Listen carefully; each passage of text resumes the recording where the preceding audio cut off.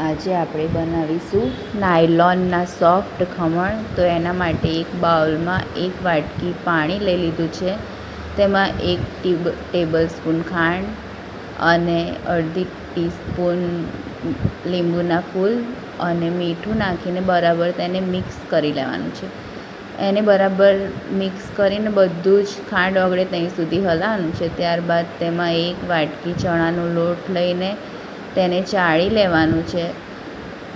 લોટ ચાળી લીધા બાદ તેમાં હાફ ટેબલ સ્પૂન હળદર અને 2 ચમચી તેલ નાખીને તેને સારી રીતે મિક્સ કરી લેવાનું છે.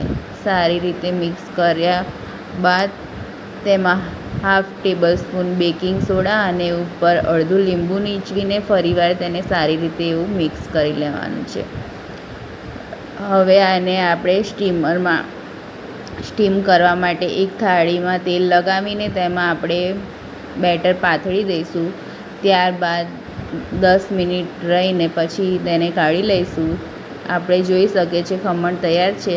હવે એને સારી રીતે કટ કરી લઈશું. ત્યારબાદ આપણે એને વઘારની તૈયારી કરીશું.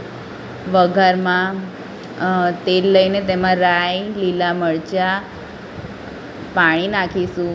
તેમાં મીઠું અને ખાંડ નાખીને પાણીને ઉકળવા દઈશું. આ વઘાર આપણો તૈયાર છે.